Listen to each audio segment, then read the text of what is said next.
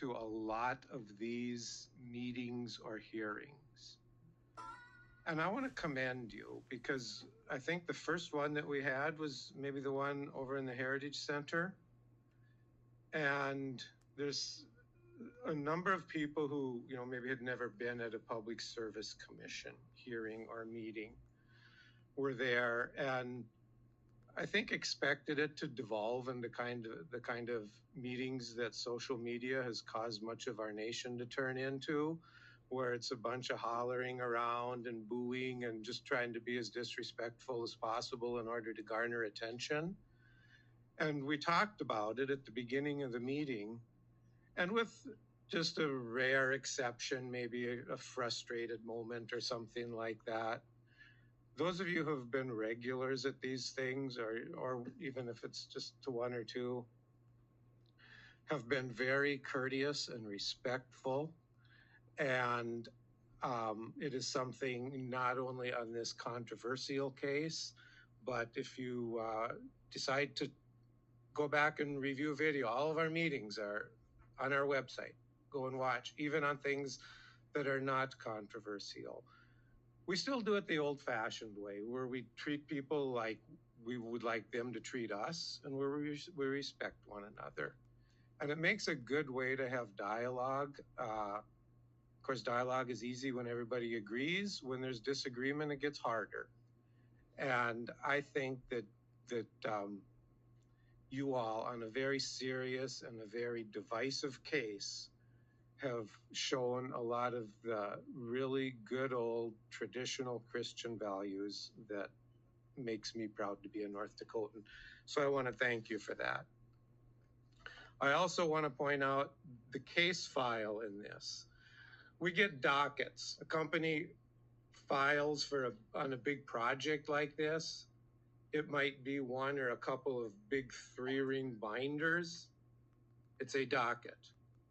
Later on in the case, an individual or an intervener or the company might want to just tell us something that was missed. It might be a 1-page docket, but each new filing is a docket. We have 776 dockets in this case. And the things that came in binders or packets, if you took all the covers out and just put the paper together, there's 18,623 pages. For those of you who are as old as me and remember encyclopedias instead of these darn things, that's about 2.5 sets of encyclopedias. And if you stacked it end to end, that's almost as tall as Insurance Commissioner John Gottfried. Yes, over 6.5 feet tall. The last thing on opening comments, and it comes to one of these darn things instead of the encyclopedia. It came to my attention only just not long ago, like in the last half hour. I'm reading an article out of a major newspaper called the New York Times, and we are very blessed here in North Dakota. You can find something that you see wrong in our media, but here's what I've seen. They try to do it right. They aren't just reckless. When they get something wrong, it's like we all get something wrong maybe sometimes. This is from the New York Times. As governor, Mr. Burgum sits on the 3-member North Dakota Public Service Commission, which is scheduled to meet Friday to vote on the pipeline project. So I don't know where they get their stuff, but if anybody is seeing anything drifting into your social media about the governor being part of this, he's not. We're the decision makers here. So that concludes my opening comments. Commissioner Haugenhofer, did you have any? Not at this time. Mr. Dawson? I'm honored to be here today as part of this proceeding, and thank you all for being here as well. Okay, we have 2 items on our agenda.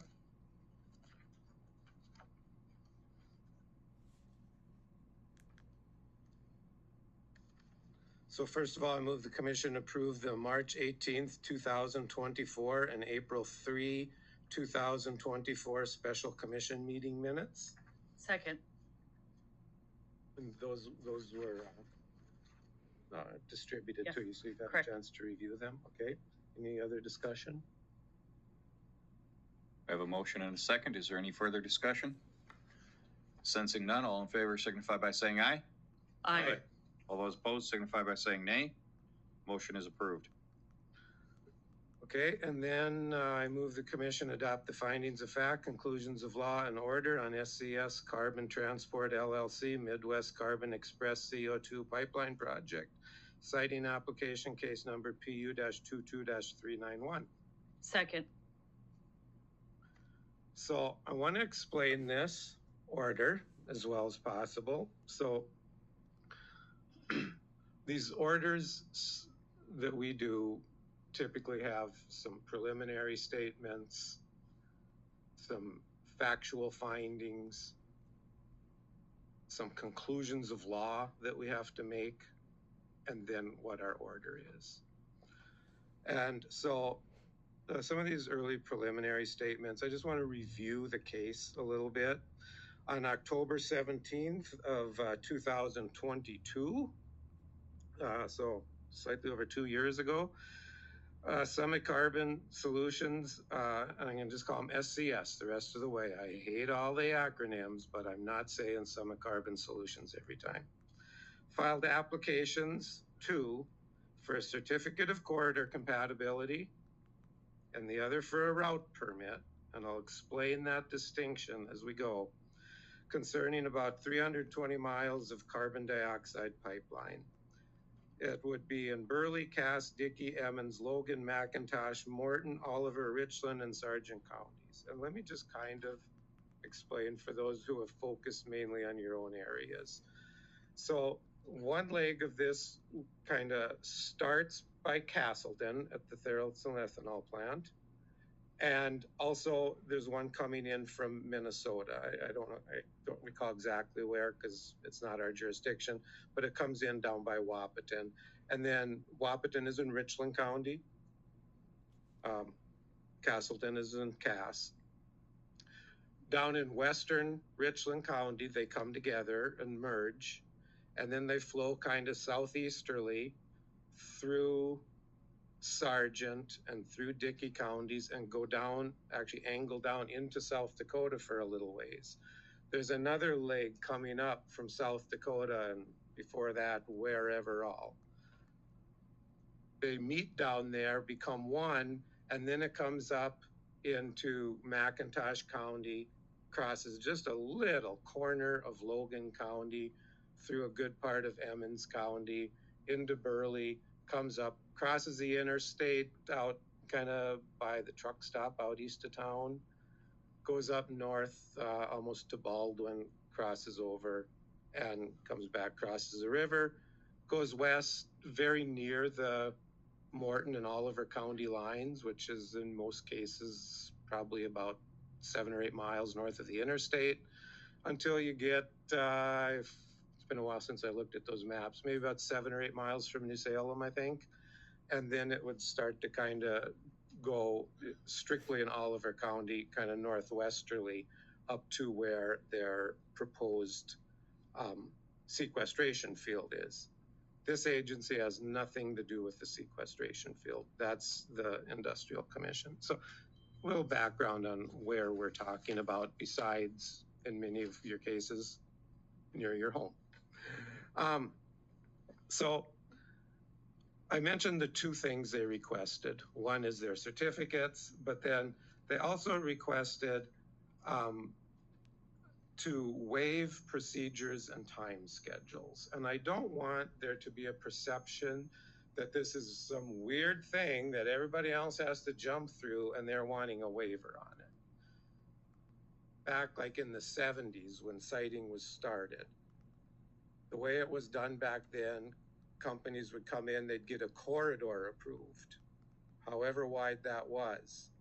Then later on, then they'd first start figuring out where their route, which is actually where the pipeline is going to be, where in that corridor it would be. Well, along the way, things changed. It was decided to just consolidate those two things. It's been in literally every case since I've been here. We always do these together. And so that is not an anomaly of any sort. On December 14th of 2022, Timothy Dawson, the director of the North Dakota Office of Administrative Hearings, was appointed as a substitute decision maker for Commissioner Julie Fedorchak, who had voluntarily recused herself. She does not have a conflict on this case that's before us. Her potential conflict would have to do with the sequestration field, but we play things very cautiously at the commission, and she decided to voluntarily recuse herself. On February 21st of 2023, we scheduled 4 separate public hearings for this project. Because it's over 300 miles, we wanted to get out and make sure that it wasn't such a burden on people to come out and be a part of the hearing process. So we scheduled 4 hearings. They went from in March into May of 2023. Those were in Bismarck, Winter, Wahpeton, and Linton. As we were having those, there was some concern that maybe the one in Bismarck had gone so late, and we wanted to make sure there was plenty of opportunity for the public. And so we actually scheduled a 5th one then for June 2nd of 2023, which was also held. That was also in Bismarck, because that's where the one had gone till, I can't remember, 10 or 10:30 at night. And we just wanted to make sure everyone had a fair chance. The day before that final hearing on June 1st, SCS filed a motion to declare the Emmons County and the Burleigh County ordinances superseded and preempted. So that wasn't really discussed or dealt with in those hearings because it was brand new.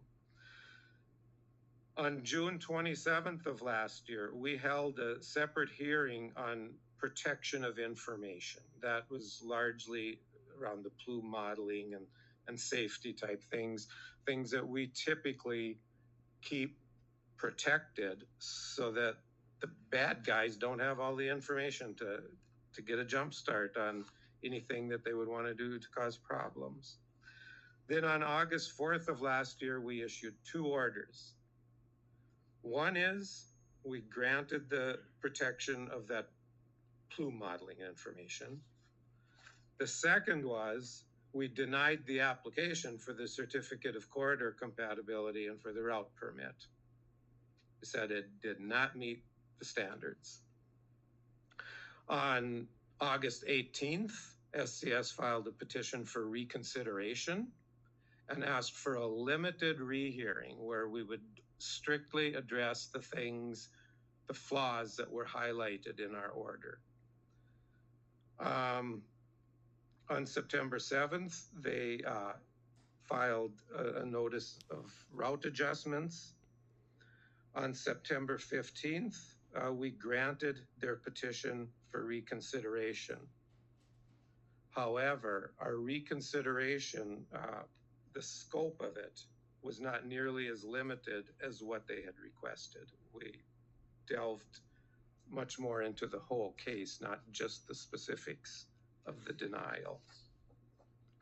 On December 21st of last year, we held a separate hearing on that previous motion to declare the Burleigh and Emmons County ordinances as superseded and preempted.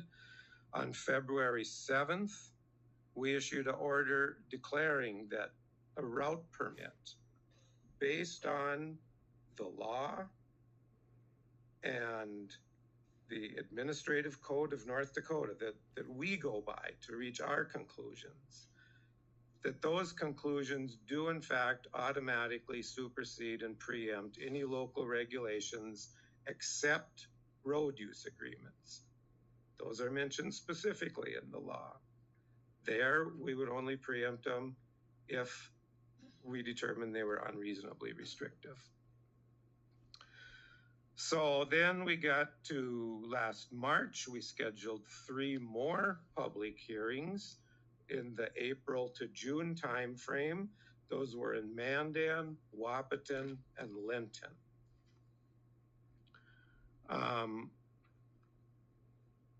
There was some conflicts with at least one of those for, I think, a couple of interveners, at least one.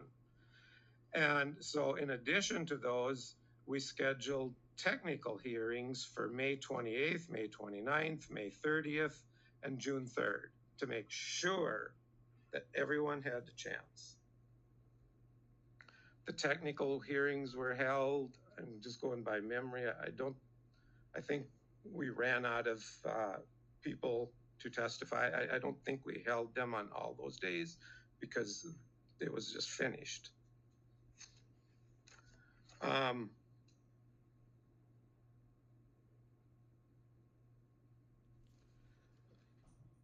few kind of big details people should know about the project. In the application, they estimated that the cost of the whole project is $4.5 billion. In testimony, someone from the company said $5.5 billion. I never focused on it because that's really not in our jurisdiction. I don't know if he made a mistake or if inflation has caused it to go up to that amount. I don't know, but the application was at $4.5 billion. The North Dakota portion said about 898 million, so almost $900 million. As part of this process, our process required the company to initiate correspondence with various federal, state, and local agencies.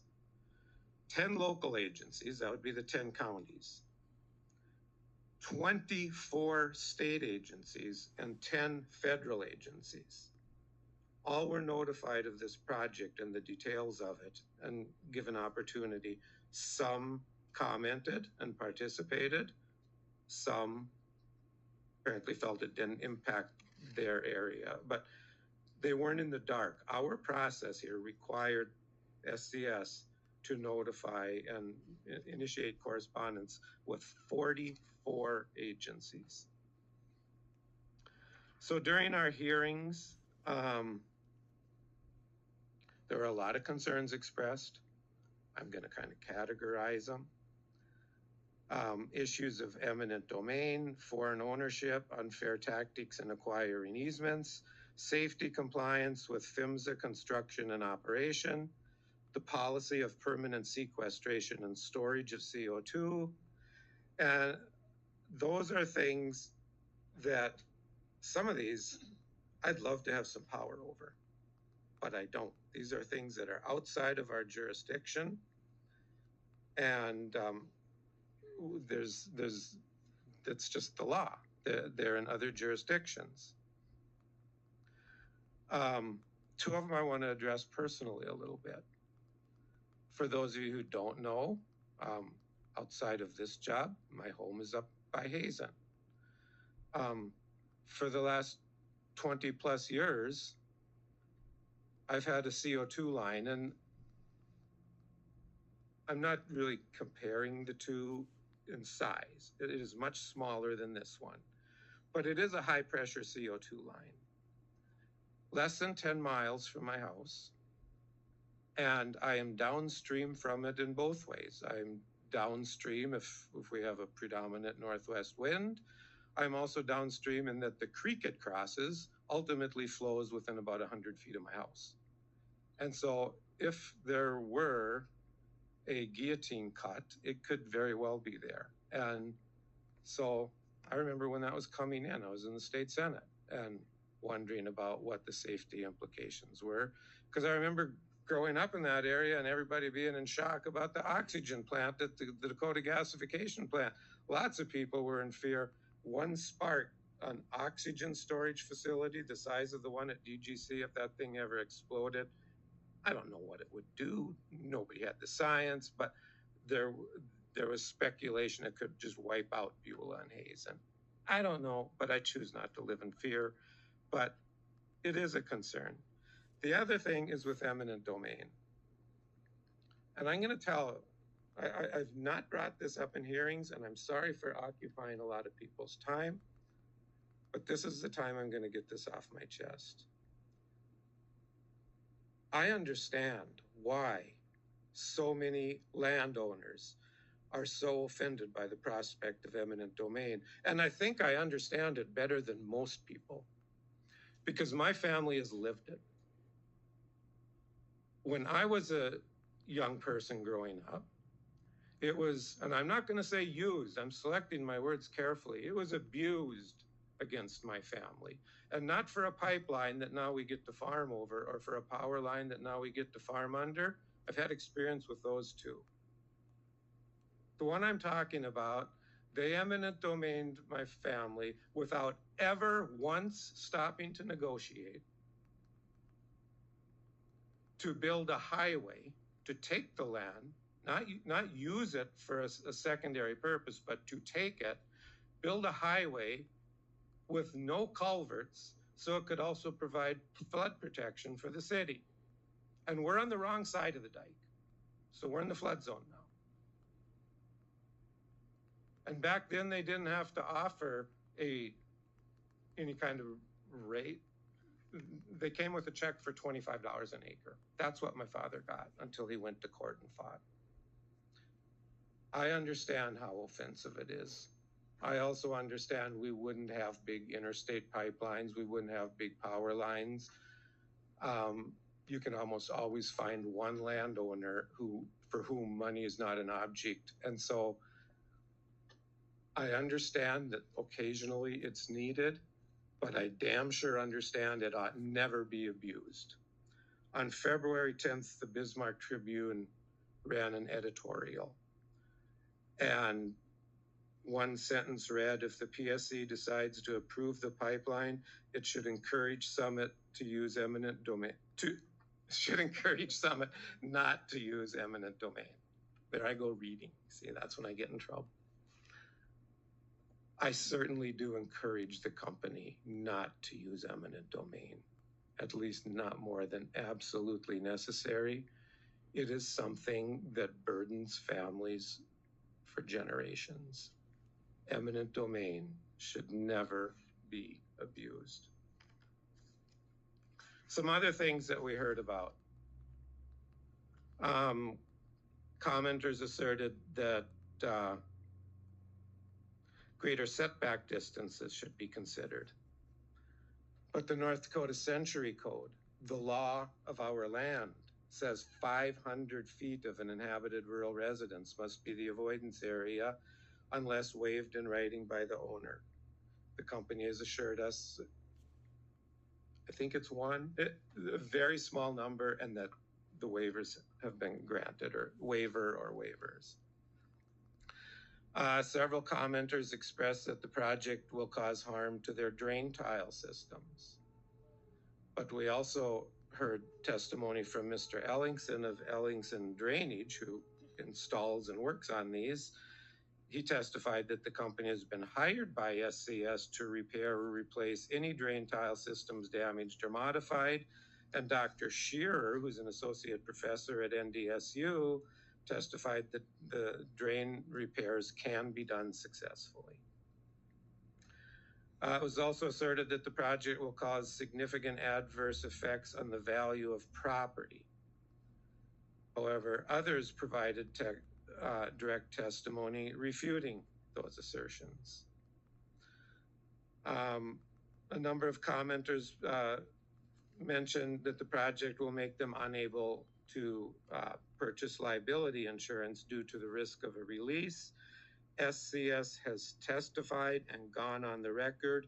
They will hold the liability for a rupture of the project unless the rupture is caused by a third-party line strike.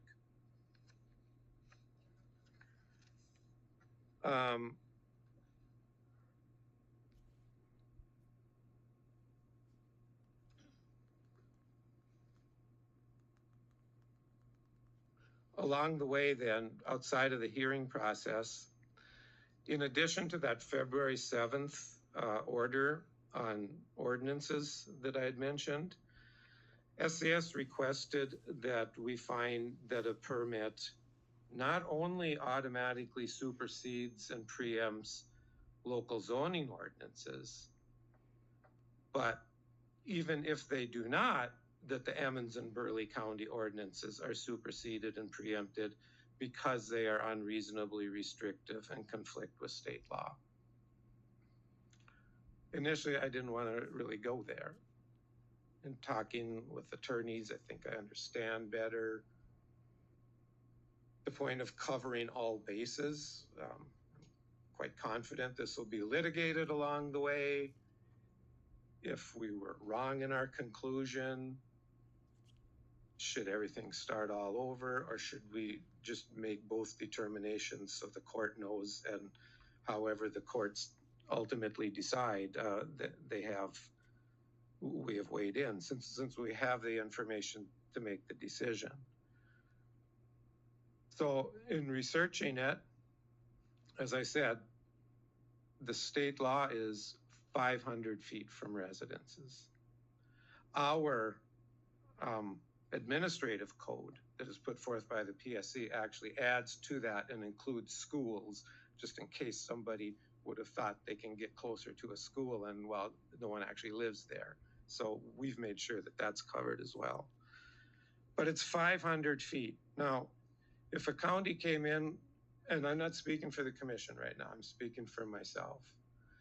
If a county came in and said, you know, here's the reason why we don't think that's enough, and ours is 600 feet or 800 feet or something like, I'd sure give it a listen. I'd want to know, why do you think 500 isn't enough, but this is?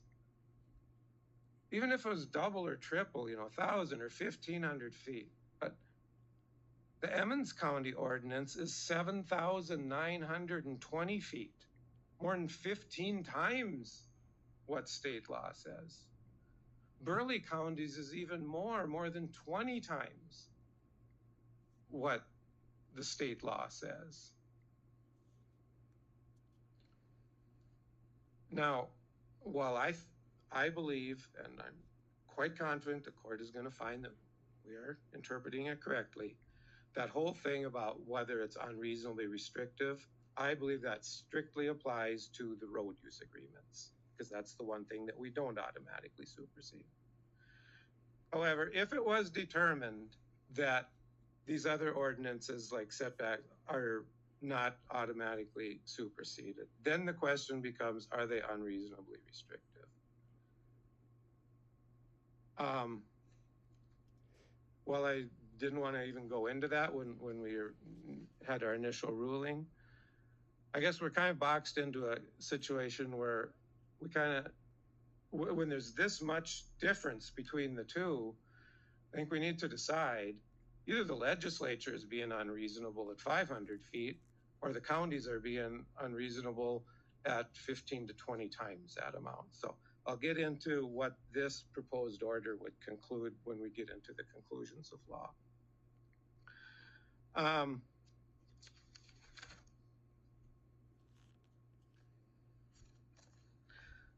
Couple more, just a little couple details I forgot to mention about the line in general. Almost 2,000 part-time workforce. I don't put a lot into that because I never know for sure. Just part-time means somebody that has to come in as a specialist for a day. Maybe it's not very meaningful to the state. The one that I get more interested in on these kinds of projects, 34 full-time workers for during operations. So it is a large state project.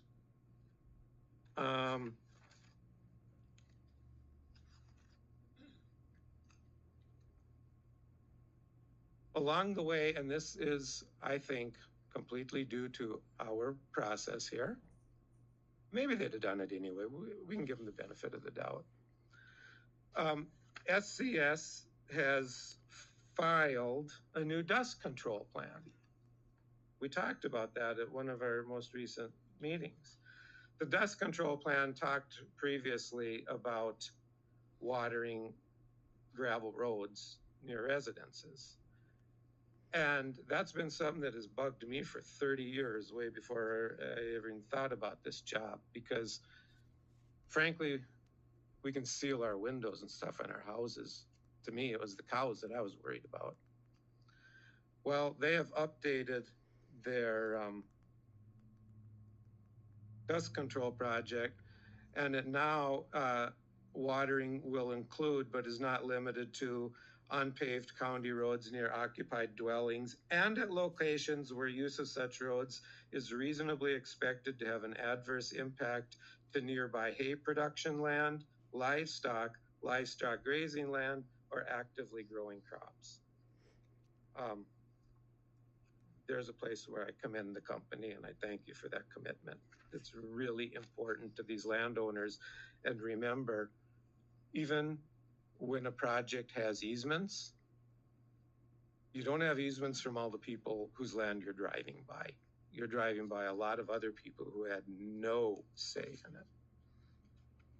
And lastly, of kind of some of these highlights of the project, if you will, SCS has stated that they've had meetings with emergency management directors, and they made a commitment, and we have no authority to make them do this, except for that on our record, they put it into the record, and so now we can.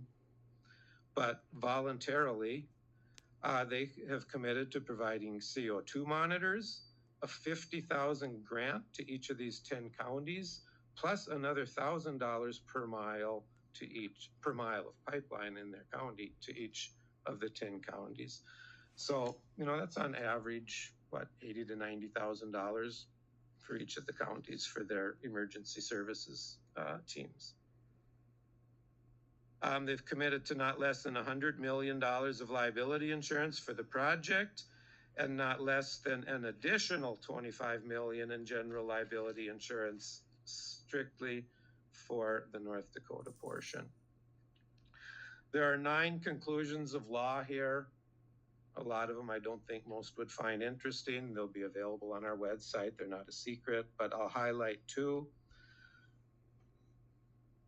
The commission concludes that North Dakota Century Code automatically supersedes and preempts any local land use or zoning regulations for a gas or liquid transmission facility, except for the road use agreements, and that the ordinances of Burleigh County and Emmons County are unreasonably restrictive on their face under North Dakota Century Code. And the other one, the commission concludes that adherence to applicable procedures, requirements, and time schedules should be waived. That's important, but it's important technicality to the company. But remember, as I said in the beginning, that is every case for decades. It's kind of a technicality, but it's important hoop legally. That's 2 of 9. I thought those were the 2 you'd be interested in. The other thing that I think a lot of people are interested in is the one that's not in here, because it's what we're not concluding today that I think a good part of the room thinks we are concluding, and we're not. We are not concluding that SCS is a common carrier, nor that they qualify for the use of eminent domain. Those are not in our jurisdiction. It's not part of the siting process. So if they end up using eminent domain, as I imagine would be the only time it would really come up, a court will determine those things. A couple highlights out of the actual order. This proposal, if approved, does in fact say that the certificate of corridor compatibility is issued. The corridor width is 200 feet. They applied for 300 feet. This commission on these longer lateral projects, unless there are exceptions for which we receive good evidence of a good need for it, we have been doing 200 feet. There have been some exceptions where we have gone more, but we had evidence as to why. We for my part, didn't get good evidence why more than 200 feet was necessary. So this does limit them to a 200-foot corridor. The route permit, that is where the actual line goes within that corridor, is issued. And the designated route has a construction buffer of 20 feet on each side of the buffer route. Years ago, we didn't do that, which meant a pipeline company was out there, there's a big rock or something. They need to deviate a couple feet within their 200-foot corridor. They have to file stuff with us. There's no purpose for that. So we give them a 20-foot buffer in there. More than 20 feet, they need to be telling us. SCS shall comply with all rules and regulations of all agencies having jurisdiction over any phase of the project and shall obtain and file with the commission prior to beginning construction all lateral licenses and permits for construction of any portion of the project for which the license or permit is required. And the last thing, if I'm neglecting anything, any outstanding procedural motions are denied. I think that's the best explanation I can give of the order proposal.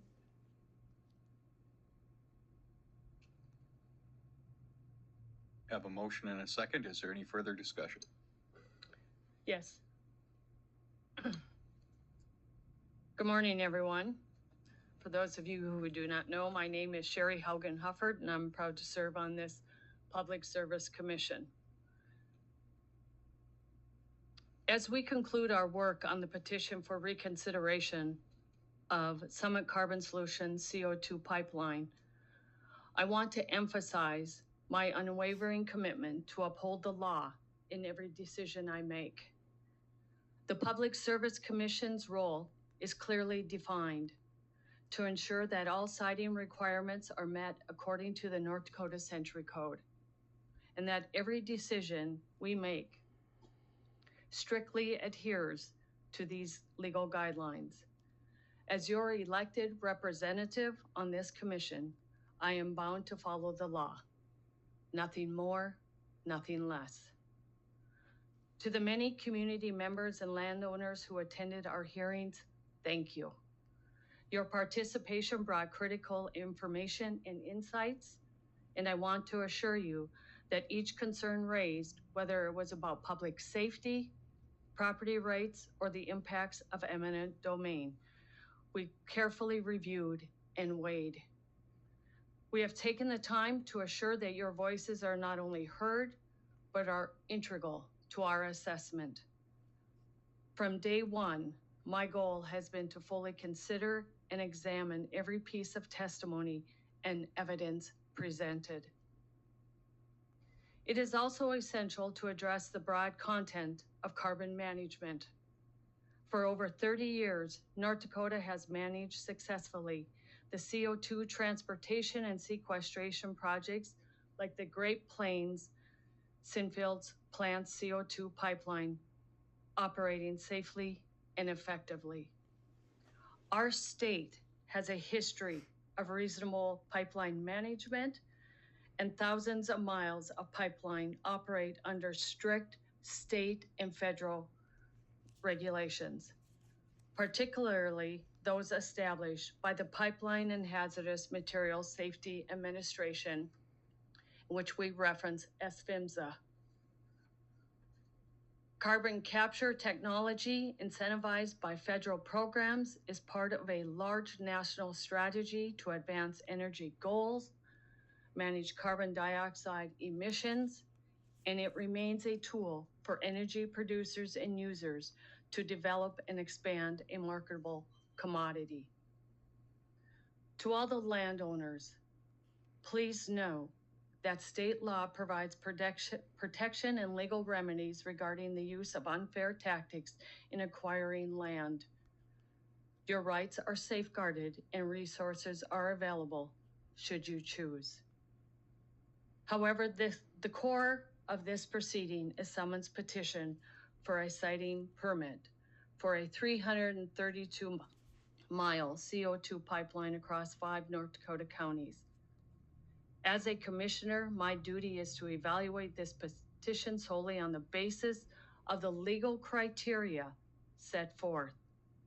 Commissioner Crispin provided a thorough review of each statutory requirement in this order, and I concur. In closing, I want to reaffirm my commitment to serving North Dakota with integrity and transparency. It is my duty and my conviction to uphold the law, and I will continue to do so with each decision entrusted in me. Thank you. Is there any further discussion?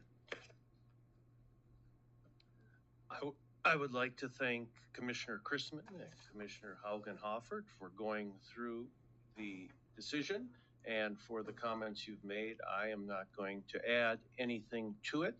I'm going to let the decision, the written decision, speak for itself.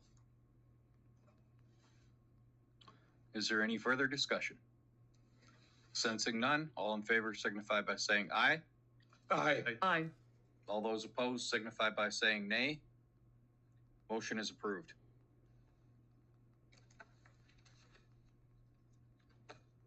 Okay, so that passed unanimously. I have nothing else on the agenda. Is there anything else that needs to be brought up? Nope.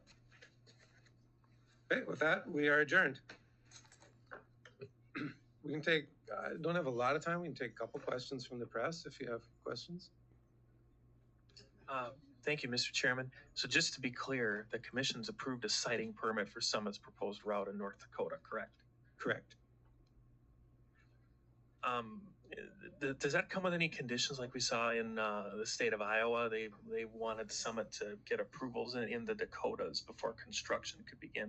Can Summit begin construction in North Dakota with this permit now in hand? Okay, there's no restrictions based on what any other states do.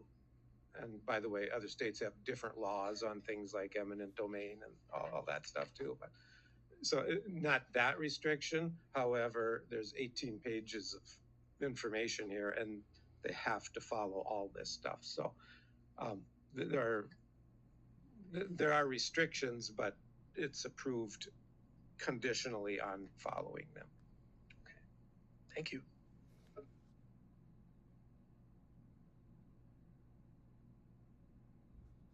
This is from the press only, sir.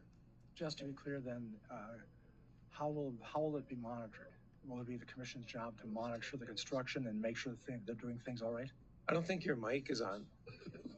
It might not be. Is that better? Okay. Will the commission then have the role as an oversight to make sure that they are doing things properly? Is that They're the doing commission's things job? properly, Are do you they think? doing, yes.